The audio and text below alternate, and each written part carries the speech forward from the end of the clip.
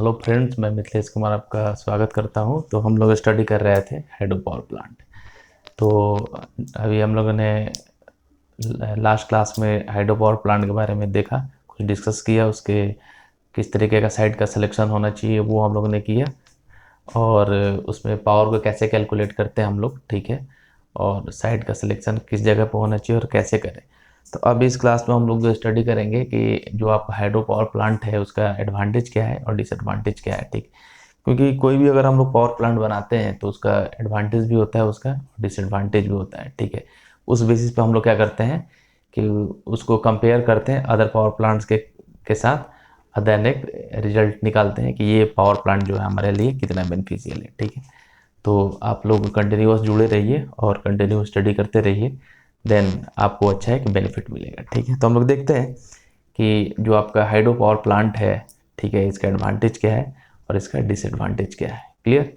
सबसे पहले हम लोग देखा है कि अगर हम लोग कोई भी प्लांट यूज़ करते हो तो उसमें हम लोग कोई ना कोई फ्यूल यूज करते थे। जैसे थर्मल पावर प्लांट के अंदर फ्यूल के रूप में हम लोग कोल यूज करते थे। न्यूक्लियर पावर प्लांट में फ्यूल के रूप में हम लोग यूरेनियम यूज करते हैं, ठीक है। डीजल पावर प्लांट में डीजल यूज करते थे, और गैस पावर प्लांट में गैस का यूज करते थे उसको हीट करने के लिए। उसी तरीके से मैं ये जो मेरा हाइड्रो पावर प्लांट है इसमें हम लोग क्या करते हैं कि फ्यूल के रूप में वाटर यूज करते हैं, ठीक है। और ये वाटर है जो पूरे नेचर में अवेलेबल है, इसका कोई कॉस्ट नहीं है। मतलब कि जो फ्यूल का जो कॉस्ट है अदर पावर प्लांट में कहीं ना कहीं उसको हमको खरीदना पड़ता था, ठीक है, जिससे फ्यूल का कॉस्ट अपना इंक्रीज होता था। बट यहाँ पे क्या है कि नेचर में हमारा जो फ्यूल है वो अवेलेबल है, तो इस फ्यूल को हमको वाटर को खरीदने की रिक्वायरमेंट नहीं है। तो जो मेरा यहाँ फ्यूल का कॉस्ट है वो यहाँ पे नहीं है। दूसरी बात ये है कि इसमें इस तरीके जो वाटर यूज हो रहा है, वाटर से किसी भी तरीके का पॉल्यूशन नहीं होता है, ठीक है। इस पावर प्लांट में जब कोई भी एसेस, कोई भी वेस्टेज नहीं निकलते हैं तो आपकी स्टोरेज की भी समस्या नहीं है कि कोई एस अगर क्रिएट हो रहा है तो उसको कैसे हम लोग डिस्पोज करें, ठीक है। तो इस तरीके से हम लोग इसको कर सकते हैं कि आपका हाइड्रो पावर प्लांट का क्या एडवांटेज है। देखिए हम लोग एक बार कि the useful life of hydro power plant is around 15 years as compare to around 25 to 30 years of steam power station. जो आपका हाइड्रो पावर प्लांट है उसका जो लाइफ होता है, जो हम लोग हाइड्रो पावर प्लांट को कंस्ट्रक्ट करते हैं, अप्रॉक्स 50 ईयर्स के लिए होता है, 50 साल के लिए होता है। जबकि हम लोग किसी थर्मल पावर प्लांट का जो कंस्ट्रक्शन करते हैं, उसको जो हम लोग बनाते हैं, तो उसकी लाइफ की अगर हम लोग बात करें तो उसकी लाइफ जो होती है 25 से 30 साल होती है, ठीक है। तो उसके कंपेरिजन में हम देखें तो इसकी लाइफ अप्रॉक्स डबल है, ठीक है। कि एक बार हम लोगों ने हाइड्रो पावर प्लांट को अगर कहीं पे अगर कंस्ट्रक्ट करते हैं, बनाते हैं, तो उसको हम लोग आने वाले 50 सालों तक यूज कर सकते हैं, ठीक है। अगर कोई थर्मल पावर प्लांट को हम लोग कहीं पर सेटअप करते हैं तो उसको जो यूज़फुल लाइफ होती है वो होती है 25 से 30 साल, ठीक है। तो इस तरीके से हम लोग देखें तो अदर प्लांट के कंपेरिजन में जो इसका जो लाइफ है वो काफ़ी ज़्यादा ड्यूरेबल है, बहुत ज़्यादा लंबाई है, हमारे लिए सबसे प्लस पॉइंट है। अगला पॉइंट क्या है, the hydro power plants do not required any fuel, ठीक है। Their operating cost is low. मैंने अभी बोला कि इसमें किसी भी तरीके का फ्यूल का रिक्वायरमेंट नहीं है, ना तो अपने को कोयला चाहिए, ना तो यूरेनियम चाहिए, ना डीजल चाहिए, ठीक है। अगर इन पावर प्लांट में क्या होता है कि इस तरीके के जो भी फ्यूल हो जो होते हैं उनका जो ऑपरेटिंग कॉस्ट होता है काफ़ी ज़्यादा हाई होता है, ठीक है। लेकिन इसमें हम लोग वाटर यूज कर रहे हैं, ठीक है, एज ए फ्यूल के रूप में, ठीक है। तो इसमें जो फ्यूल का कॉस्ट है जीरो, जब फ्यूल का कॉस्ट जीरो है तो जो आपका ऑपरेटिंग कॉस्ट है वो ओवरऑल क्या हो जाएगा, ज़ीरो हो जाएगा, ठीक है। ये सबसे बड़ा अपना क्या है, एडवांटेज है कि इस पावर प्लांट का जो ऑपरेटिंग कॉस्ट होता है बहुत ही लो होता है। अगला पॉइंट देखें, there are no standby losses in the hydro power plant, कि हम लोग इसको पावर बैकअप के रूप में अगर यूज करते हैं, अगर स्टैंड बाई यूनिट के रूप में कर रहे हैं तो इसमें किसी भी तरीके का लॉसेस नहीं होता है, और इसको हम लोग क्विक क्या कर सकते हैं, स्टार्ट कर सकते हैं, क्विक बंद कर सकते हैं, ठीक है। तो ये सबसे बड़ा इसका ये भी एक एडवांटेज है कि अगर इसको हम लोग स्टैंड बाई यूनिट के रूप में यूज़ कर रहे हैं तो इसमें किसी भी तरीके का लॉस नहीं है, ठीक है। बाकी अदर पावर प्लांट में क्या होता है कि अगर स्टैंड बाई यूनिट के रूप में यूज कर रहे हैं तो कुछ ना कुछ लॉसेस होता है। क्लियर। आगे देखें, hydro power plant are most robust as compare to steam power plant. मतलब कि जो हाइड्रो पावर प्लांट है अदर पावर प्लांट के कंपेरिजन बहुत ज़्यादा मजबूत होता है, ठीक है। हम लोग इसका इस तरीके से सिविल इंजीनियरिंग वर्क होता है ठीक है, इसका जो कंस्ट्रक्शन है काफ़ी मजबूत होता है, तभी तो इसकी लाइफ अराउंड 50 ईयर्स के लमसम होती है। ठीक है, जबकि अदर पावर प्लांट की जो होल लाइफ होती है वो 25 से 30 साल के बीच में होती है। तो उस तरीके से देखें तो इसका ये भी एक बहुत बड़ा एडवांटेज है कि हाइड्रो पावर प्लांट का जो है वो अदर प्लांट के कंपेरिजन में बहुत ज़्यादा मजबूत होता है। क्लियर। आगे, the maintenance cost is very low. ये भी एक प्लस पॉइंट है कि इसमें क्या आता है कि इसमें बहुत ज़्यादा स्टेजेस नहीं है। ठीक है, ना कहीं बॉयलर है, ठीक है, ना फर्नेस है, ठीक है, ना तो आपका आईडी फैन, एफडी फैन, बहुत सारा ऑपरेटर्स यूज नहीं हो रहा है, ना तो उस तरीके से न्यूक्लियर रिएक्टर के लिए रिएक्टर है, ना कंट्रोल रॉड है, ना मॉडरेटर है। ठीक है, तो उस हिसाब से देखें तो जो ओवरऑल इसका मेंटेनेंस कॉस्ट है बहुत कम है। जब ओवरऑल जो मेंटेनेंस कॉस्ट बहुत कम होता है तो उससे क्या होता है कि जो पर यूनिट कॉस्ट है वो कम हो जाता है। ठीक है, तो ये हमारा भी एक बहुत बड़ा एडवांटेज है कि अदर प्लांट के कंपैरिजन में जो हाइड्रो पावर प्लांट में जो भी मशीनरी यूज़ कर रहे हैं, ठीक है, उसका मेंटेनेंस कॉस्ट काफ़ी ज़्यादा कम है। क्लियर। आगे, efficiency of hydro power plant does not reduce with as.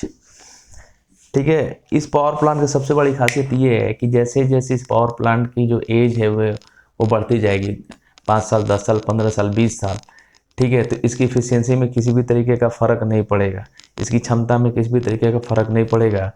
जबकि हम लोग बात कर रहे हैं कि अगर थर्मल हो, न्यूक्लियर हो या डीजल हो, जैसे डीजल पावर प्लांट की जो लाइफ होती है वो 5 से 7 साल या 7 से 10 साल के बीच होती है। इसके बाद अगर उस पावर प्लांट से हम लोग जनरेट करते हैं तो उसकी एफिशिएंसी घट के 10% रह जाती है, 20% रह जाती है। तो उसी तरीके से हम लोग थर्मल पावर प्लांट की भी बात करें कि एक टाइम के बाद जो ओवरऑल जो एफिशिएंसी वो रिड्यूस हो जाती है। ठीक है, लेकिन अगर हाइड्रो पावर प्लांट में, ठीक है, इसमें टाइम के साथ एक एज लिमिट के बाद भी इस पावर प्लांट की एफिशिएंसी जितनी पहले थी उतनी ही अब रहती है। जबकि अदर पावर प्लांट में क्या होता है कि टाइम के अकॉर्डिंग जैसे जैसे उसका एज होता जाता है वैसे वैसे उनकी जो मशीनें हैं वो पुरानी होती जाती है और ओवरऑल जो मेरी इफ़िशियंसी है, जो मेरा पावर आउटपुट है वो रिड्यूस होने लगता है। ठीक है, तो हाइड्रो पावर प्लांट के अंदर ये सबसे बड़ा एडवांटेज है कि एज के साथ जो इसकी इफ़िशियंसी में किसी भी तरीके का फ़र्क नहीं आता है। ठीक है, बिल्कुल कांस्टेंट रहती है इसकी इफ़िशियंसी। ठीक है, efficiency of hydro power does not reduce with age. Conservation of coal and other fuel. अगर हम लोग हाइड्रो पावर प्लांट का यूज कर रहे हैं अपने लोड डिमांड को पूरा करने के लिए, तो इस तरीके से क्या होगा कि हम लोग कोयले का, यूरेनियम का, डीजल का, ठीक है, इस तरीके का जो हम लोग फ्यूल यूज करके पावर जनरेट करते हैं, ठीक है, तो हम लोग क्या करते हैं, इनको हम लोग बचा सकते हैं फ्यूचर के लिए कि हाइड्रो पावर प्लांट से ज़्यादा हम लोग पावर को जनरेट करें। जो मेरा लोड डिमांड है आपका कोल से, न्यूक्लियर से, डीजल से पूरा हो रहा था, ठीक है, उसको हम लोग हाइड्रो पावर प्लांट से अगर हम लोग पूरा करते हैं तो इस तरीके के जो फ्यूल है, जो कन्वेंशनल सोर्स ऑफ एनर्जी है उसको हम लोग क्या कर सकते हैं, कंजर्व कर सकते हैं, संरक्षित कर सकते हैं, सेव कर सकते हैं फ्यूचर यूज के लिए। तो एक बहुत बड़ा एडवांटेज हाइड्रो पावर प्लांट का। ठीक है, ये हाइड्रो पावर प्लांट का यूज करके हम लोग क्या करते हैं कि बहुत सारा जो फ्यूल है उसको हम लोग बचा सकते हैं फ्यूचर के लिए। अगला पॉइंट है, it is multipurpose project. Hydro power का एक मल्टीपर्पज़ प्रोजेक्ट है। ठीक है, तो हम लोग बहुत जगह देखते हैं कि हाइड्रो पावर प्लांट में हम लोग एक तो काम है ही इसका कि पावर को जनरेट करना है। इसके अलावा जो हाइड्रो पावर प्रोजेक्ट है उससे हम, इसका मेन काम क्या है, ये इरिगेशन के भी काम आता है। ठीक है, बहुत जगह जो वाटर सप्लाई होता है, जैसे पीने के लिए जो वाटर सप्लाई होता है वो भी इसके थ्रू सप्लाई होता है। तो कहने का मतलब ये है कि इसका मल्टीपर्पज़ वर्क है, पावर भी जनरेट होता है, आपका कृषि वर्क में भी, एग्रीकल्चर वर्क में भी इसका यूज हो रहा है। ठीक है, पीने वाले पानी के लिए भी हम लोग इस प्रोजेक्ट का हम लोग यूज करते हैं। तो इसका मल्टीपर्पज़ यूज है हाइड्रो पावर प्लांट का। Free from air pollution. ठीक है, वाटर है, वाटर का यूज करके हम लोग क्या करते हैं, वाटर को टरबाइन के ब्लेड से फॉल कराते हैं, टरबाइन में रोटेशन होता है, देन उसे आपका अल्टरनेटर कनेक्टेड होता है, अपना पावर जनरेट होता है। तो इसमें इस तरीके का पावर प्लांट में किसी भी तरीके का एयर पॉल्यूशन नहीं होता है, एयर से कुछ लेना देना ही नहीं है। ठीक है, क्योंकि ना तो इसमें कुछ जलता है, ना तो कोई स्मोक प्रोड्यूस होता है। ठीक है, तो ना कोई जब कंबसन होगा, ना कोई गैसेस निकलेगी, तो आपका जो एयर पॉल्यूशन है वो भी नहीं होगा। तो हाइड्रो पावर प्लांट पूरी तरीके से क्या है, आपका इको फ्रेंडली है, किसी भी तरीके का पॉल्यूशन नहीं होता है।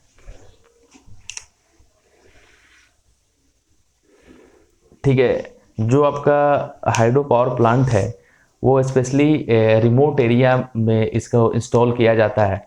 तो रिमोट एरिया में जब इसको हम लोग इंस्टॉल करते हैं तो उस एरिया में क्या जो लैंड है उसकी पर यूनिट मतलब लैंड का जो कॉस्ट है वो बहुत ज़्यादा कम होती है। ठीक है, तो सबसे पहले हम यही देखते हैं कि जो अपनी ज़मीन है वो सस्ती अवेलेबल होनी चाहिए। ठीक है, उससे क्या होता है कि इसको मतलब इंस्टॉल कर लिए काफ़ी ह्यूज अमाउंट ऑफ एरिया का रिक्वायरमेंट होता है। तो ठीक है, रिमोट एरिया में इस तरीके का पावर प्लांट को सेटअप किया जाता है, जिससे क्या होता है उस एरिया में मेरा जो ज़मीन की कीमत है बहुत ही कम होती है। तो ये हमारे लिए बहुत ज़्यादा बेनिफिशियल है। तो इस तरीके से ये जो मेरा कुछ पॉइंट्स हैं, ठीक है, ये हमारे एडवांटेजेस हैं हाइड्रो पावर प्लांट के। ठीक है, उसी तरीके से कुछ डिसएडवांटेज है अपने हाइड्रो पावर प्लांट के, वो देखते हैं हम लोग क्या है ये।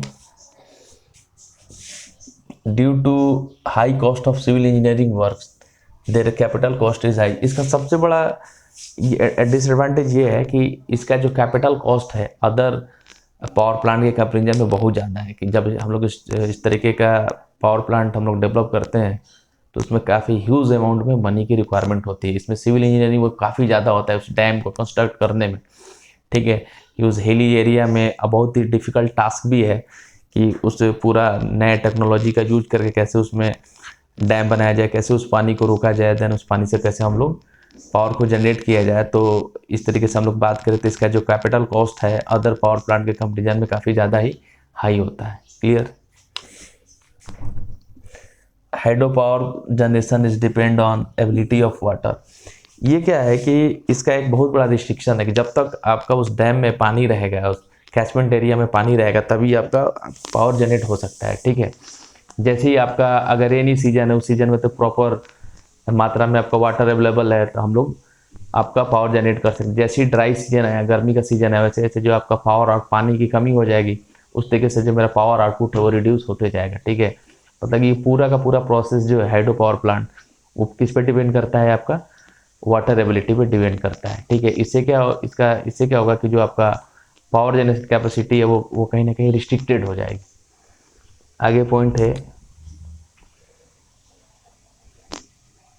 Huge civil engineering works they take long time for completion. ठीक है, कि जो आपका हाइड्रो पावर प्लांट बनाते हैं उसका कंस्ट्रक्शन काफ़ी ज़्यादा कम्प्लेक्स होता है, बहुत ज़्यादा हेवी होता है, बहुत ज़्यादा सिविल इंजीनियरिंग का वर्क होता है। उससे क्या होता है कि पावर प्लांट को कंस्ट्रक्ट करने में, बनाने में, इंस्टॉल करने में काफ़ी लंबा टाइम लग जाता है। ठीक है, एक काफ़ी लंबा टाइम जाता है, ये इसका सबसे बड़ा ड्रॉबैक है कि हम लोग अगर चाहें बहुत कम टाइम में इसको तैयार करके इंस्टॉल करके और अपने पावर को जनरेट कर सके तो ये संभव नहीं है। इसमें इसके कंस्ट्रक्शन में काफ़ी ज़्यादा लंबा टाइम लगता है। Next, hydro plant reservoir submerge huge area and create social and other problem. Reservoir वो होता है जहाँ पे जस्ट लाइक कैचमेंट एरिया, जहाँ पे हम लोग पानी को स्टोर करते हैं, जो पूरा का पूरा एरिया होता है। तो मैंने पहले ही बोला कि हाइड्रो पावर प्लांट को कंस्ट्रक्ट करने के लिए काफ़ी ज़्यादा लैंड की रिक्वायरमेंट होती है। ठीक है, तो वो आसपास के बहुत सारे एरिया को कवर कर लेता है। तो उसका इफेक्ट क्या होता है कि जो आसपास जो लोग रह रहे हैं, ठीक है, या आसपास जो भी चीज़ें हैं उसका इफेक्ट पड़ता है कि उनकी पूरी ज़मीनें क्या हो जाए, एक्वायर हो जाती हैं। ठीक है, वहाँ पर डैम बना दिया जाता है स्टार्टिंग में बहुत तरीके के जो सिविल इंजीनियरिंग वर्क्स होते हैं उसको कंस्ट्रक्शन करने में। ठीक है, तो उससे काफ़ी ज़्यादा क्या होता है कि जो आसपास के लोग रह रहे हैं उनको दिक्कत आती है। हम लोग देखते हैं कि जो सिंपल सी बात करें कि अगर कोई मेन रोड है वहाँ पे अगर फ्लाई ओवर का काम होता है तो कितनी ज़्यादा ट्रैफिक में समस्या आती है, ट्रैफिक डाइवर्ट हो जाता है। ठीक है, जाम की समस्या हो जाती है जब तक वो कम्प्लीटली बन नहीं जाता है। ठीक है, उसी तरीके से कि कहीं भी हाइड्रो पावर प्लांट हम लोग बनाते हैं तो वहाँ पे ह्यूज अमाउंट ऑफ लैंड को हम लोग एक्वायर करते हैं। ठीक है, जिससे क्या होता है कि आसपास के जो भी गांव है, जो भी लोग हैं, उनको बहुत तरीके की दिक्कत परेशानी आती है। ठीक है, power output totally depend on monsoon. मतलब हाइड्रो पावर प्लांट का एक सिंपल सा फंडा है, आपका पानी रहेगा तभी आपका पावर जनरेट होगा। ठीक है, इसमें हम लोग क्या करते हैं, वाटर को टरबाइन की ब्लेड्स पे गिराते हैं जिससे टरबाइन रोटेट करता है और देन आपका टरबाइन से आपका अल्टरनेटर कनेक्टेड होता है, पावर जनरेट होता है। ठीक है, तो टोटली डिपेंड करता है मानसून। मानसून का मतलब रेनी सीजन। ठीक है, कि अगर मेरे पास वाटर अवेलेबल है तो मेरा पावर जनरेट होगा, अगर वाटर अवेलेबल नहीं है तो मेरा पावर जनरेट नहीं होगा। Clear. As sites are away from load center, so cost of transmission and losses in it are more.